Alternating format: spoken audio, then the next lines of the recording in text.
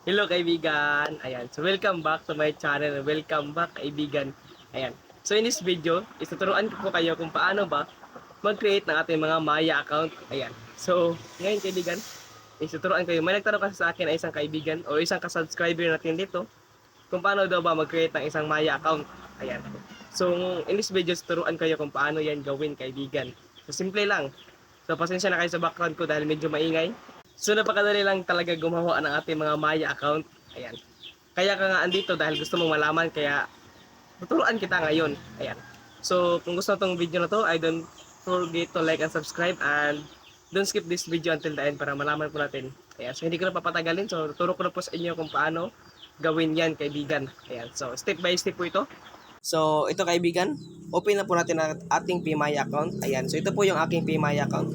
Kung sa inyo is wala pa kayong PMaya, so, download lang po kayo sa Play Store. Ayan, search nyo lang po doon, PMaya. Ayan. So, open lang po natin. So, open ko lang po yung aking PMaya. At dito po, kapag open po natin is ito po yung tatambad sa atin. Which is ito po yung agreement po nila. Terms and agreement. So, agree lang po natin yan. Tap lang po natin yung agree. And ito po siya.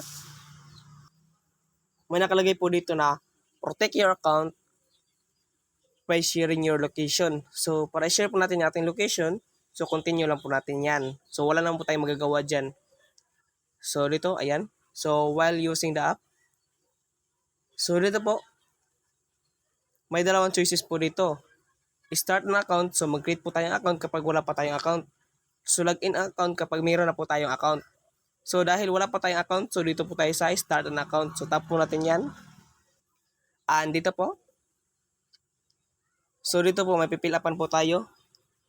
So, dito, first name, middle name, last name, and ating email address. So, yung email address po natin, kapag wala po tayong email address, optional lang naman po yan. So, pwede po natin yung hindi nalagyan. Ayan. So, always po natin na tandaan na optional lang po yung email. And last one po, kapag wala po kayong middle name, so, pwede nyo pong i-check yan. So, check po natin kapag wala tayong middle name. Ayan. So, ganyan lang po. At kapag pagkatapos po, ay pwede na po natin i-tap tong continue. Ayan, so continue. Tap po natin yan pagkatapos po natin mag-fill up.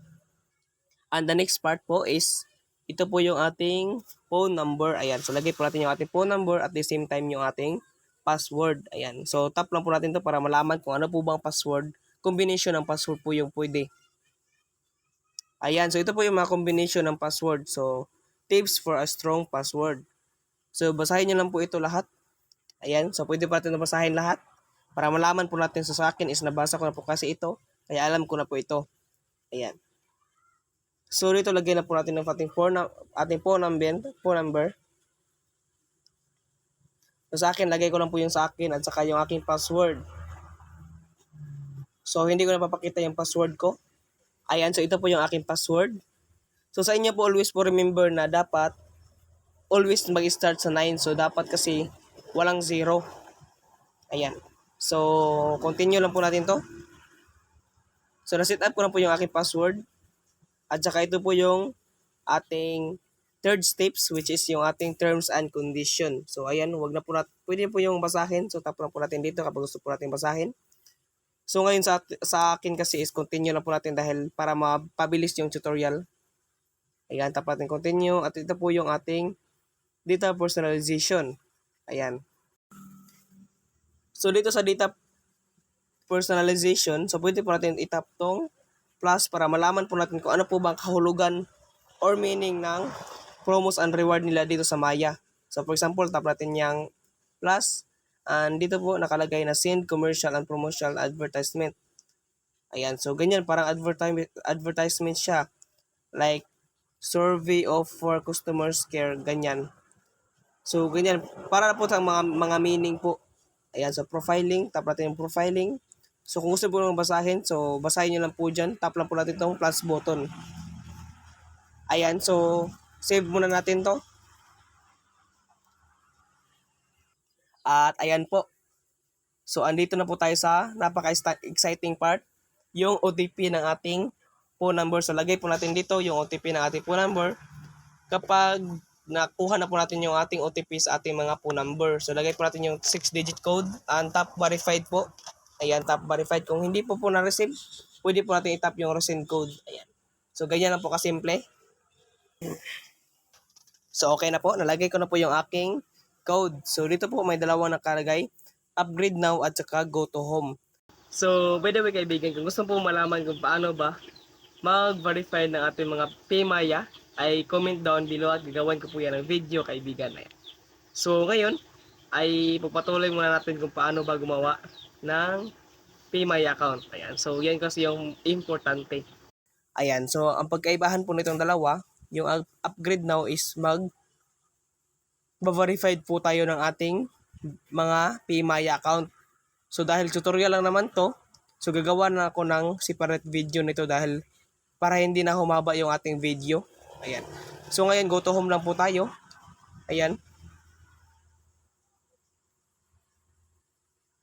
Allow lang po natin. So, ay ito na po siya. Ayan. So, ito po yung mga features po. Ayan. Mga features lang naman po ito dahil basic lang naman po tayo. So, yan lang po kadliit yung mga features na pwede natin gamitin. So, dito, continue lang po natin. And ito na po siya, meron na po tayong PayMaya account. Maya, I mean. So, meron na po tayong Maya, o di ba? So, ganyan na lang. Kung gusto niyo po malaman kung paano mag-verify ng ating Maya, comment down below po dahil gagawin po natin ng video. Di ba? So, ganyan yung kadali, kaibigan. Wala kahirap-hirap.